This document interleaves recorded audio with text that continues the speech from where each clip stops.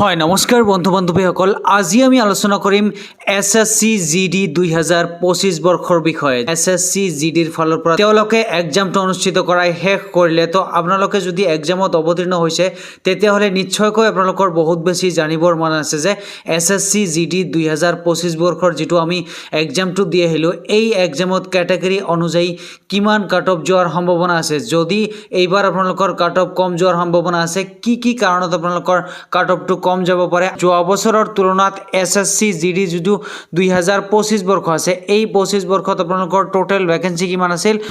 39,400 কিমানটা ভেকেঞ্চি আছে, অৰ্থাৎ 39,481টা মুঠ ভেকেঞ্চি আছে। হে আপোনালোকৰ BSF CRPF অৰ্থাৎ যি টোটেল 8টা ডিপাৰ্টমেণ্ট থাকে, গোটেইকেইটা মিলাই এই 39,481টা ভেকেঞ্চি মুকলি কৰিছিল গোটেই ভাৰতবৰ্ষৰ লাখ লাখ নিবনুৱা যুৱক যুৱতীসকলৰ কাৰণে। এতিয়া কথাটো হ'ল কি যে যোৱা বছৰৰ তুলনাত এইবাৰ আপোনালোকৰ এছএছচি জিডি 2025 বৰ্ষত প্ৰত্যেকটো কেটেগৰীত আপোনালোকৰ কাট অফটো কম যাব।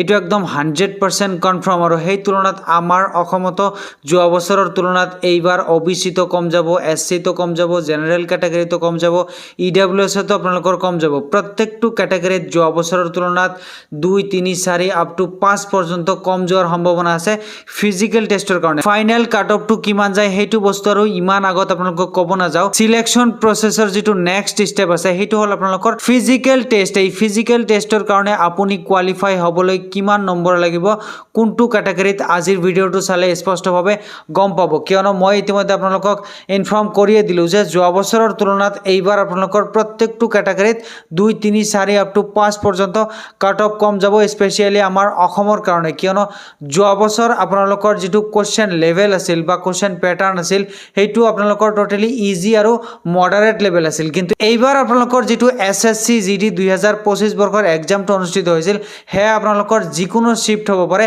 সেইটো যোৱা বছৰৰ তুলনাত এইবাৰ কিন্তু যিটো এক্সাম পেটাৰ্ণ আছিল বা এক্সামৰ যিটো লেভেল আছিল, কুৱেশ্যনৰ লেভেল আছিল, সেইটো কিন্তু যোৱা বছৰ আছিল ইজি আৰু মডাৰেট। কিন্তু এইবাৰ আপোনালোকৰ মডাৰেটৰ পৰা হাই লেভেল, কিছুমান শিফ্টতো বহুত বেছি হাই লেভেল আপোনালোকৰ প্ৰশ্ন কাটি দিছিল। এইটো যে এছএছচি জিডি কনষ্টেবল পৰীক্ষা, সেইটো আমি ভাবিবই নোৱাৰোঁ যদি আমি প্ৰিভিয়াছ ইয়াৰ কুৱেশ্যনসমূহ চাওঁ। অৰ্থাৎ প্ৰিভিয়াছ ইয়াৰ কুৱেশ্যনৰ তুলনাত এইবাৰ আপোনালোকৰ কুৱেশ্যন বহুত বেছি হাৰ্ড আহিছে। এইটো হ'ল আপোনালোকৰ 1 নম্বৰ কাৰণ যোৱা বছৰৰ তুলনাত এইবাৰ কাট অফ কম যোৱাৰ। আমাৰ অসমত চাওক, এইবাৰ অৰ্থাৎ এই বছৰ আমাৰ অসম চৰকাৰৰ ফালৰ পৰা বিভিন্ন ধৰণৰ ভেকেঞ্চি তেওঁলোকে মুকলি কৰিছিল। অৰ্থাৎ ADR যিটো 2.0 আছিল, ইয়াৰ এক্সাম চলি আছিল। ইয়াৰ এক্সামটো শেষ হৈছে ছেপ্টেম্বৰ আৰু অক্টোবৰ মাহত। ইয়াৰ পিছত ইয়াৰে প্ৰচেছ লৈ বহুত ল'ৰা ছোৱালী কিন্তু ব্যস্ত আছিল। তাৰপিছত আপোনালোকৰ অসম পুলিচ যিটো ABUB কনষ্টেবল আছিল, SI আছিল বা RPFৰ আপোনালোকৰ চিলেকশ্যন প্ৰচেছ চলি আছিল। তো ল'ৰা ছোৱালীসকল কি হৈছে,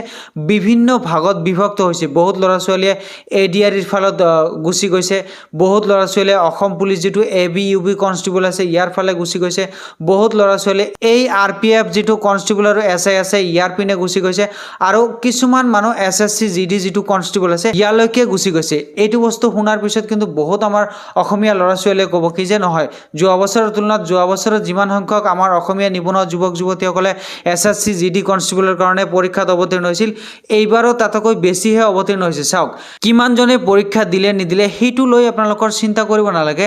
কিমানজনে সম্পূৰ্ণ সঠিকভাৱে চিলেবাছটো মেইনটেইন কৰি তেওঁলোকে SSC জিডি পৰীক্ষাত অৱতীৰ্ণ হ'লে মেইন হিচাপটো সেইটো আহিব। এনেতো যদু মধু কদু সকলোৱে SSC জিডি 2025 বৰ্ষ নহয়, 24 বৰ্ষ নহয়, ইয়াৰ আগতেও বহুত ল'ৰা ছোৱালীয়ে পৰীক্ষা দিবলৈ যায়। সেই বুলি কিন্তু সকলোৱে চাকৰি নাপায়। মই যিটো কৈছোঁ, জেনুইনভাৱে প্ৰিপাৰেশ্যন লৈ এইবাৰ SSC জিডি পৰীক্ষাত অৱতীৰ্ণ হোৱা মানুহৰ সংখ্যা বহুতে কম আছিল। এইটো হ'ল আপোনালোকৰ 2nd নম্বৰ কাৰণ। 1ম নম্বৰ কাৰণটো হ'ল যোৱা বছৰৰ তুলনাত বা তাৰ আগৰ বছৰৰ তুলনাত এইবাৰ যিটো কুৱেশ্যন লেভেল আহিছিল সেইটো বহুতেই হাই লেভেল আহিছিল। আৰু যোৱা বছৰৰ তুলনাত এইবাৰ অসমৰ বিভিন্ন ধৰণৰ ভেকেঞ্চিৰ চিলেকশ্যন প্ৰচেছ চলি থকাৰ কাৰণে SSC জিডিত সিমান এটা ল'ৰা ছোৱালীয়ে প্ৰিপাৰেশ্যন লোৱা নাই। প্ৰিপাৰেশ্যন লৈছে বহুত ল'ৰা ছোৱালীয়ে, কিন্তু অন্য বছৰৰ তুলনাত এইবাৰ অলপমান কম লৈছে। এই দুটা কাৰণত কিন্তু এইবাৰ এছএছচি জিডি যিটো কনষ্টেবল আছে 2025 বৰ্ষত ইয়াতে আপোনালোকৰ তুলনামূলকভাৱে যোৱা বছৰৰ তুলনাত এইবাৰ বহুত কাট অফ কম যোৱাৰ সম্ভাৱনাই অধিক আছে। নেক্সট ষ্টেপ যিটো ফিজিকেল টেষ্ট আছে এই ফিজিকেল টেষ্টৰ কাৰণে এতিয়া নিশ্চয়কৈ আপোনালোকৰ জানিবৰ বহুত বেছি মন যায় আছে যে আপোনালোকৰ OBC কেটেগৰীত কিমান কাট অফ যোৱাৰ সম্ভাৱনা আছে, EWSত কিমান কাট অফ যোৱাৰ সম্ভাৱনা আছে, জেনাৰেল কেটেগৰীত আপোনালোকৰ কিমান কাট অফ যোৱাৰ সম্ভাৱনা আছে। এতিয়া মই আপোনালোকক কৈ আছো যিটো জেনাৰেল কেটেগৰী আছে এই জেনাৰেল কেটেগৰীত যদি আপোনালোকে 70 প্লাস মাইনাস অৰ্থাৎ 5 মাৰ্ক কম হ'ব পাৰে 5 মাৰ্ক বেছি হ'ব পাৰে, ইয়াৰ আশে-পাশে 65 পৰা 75 নাম্বাৰ যদি আপোনালোকৰ আহিব বুলি এই পৰ্যন্ত কনফাৰ্ম হৈ আছে তেতিয়াহ'লে এছএছচি জিডি যিটো 2025 বৰ্ষ আছে ইয়াতে আপুনি ফিজিকেল টেষ্টৰ কাৰণে কোৱালিফাই হ'ব পাৰিব বুলি কমসে কম 90% কনফাৰ্ম হ'ব পাৰে। ঠিক একেদৰে যিটো OBC কেটেগৰী আছে আজিকালি কি হৈছে জেনাৰেল যিটো কেটেগৰী আছে এই জেনাৰেল কেটেগৰীত কৈতো মাজে মাজে OBC কেটেগৰীত কাট অফ কম যোৱাটো দূৰৰ কথা, কিছুমান সময়ত কিন্তু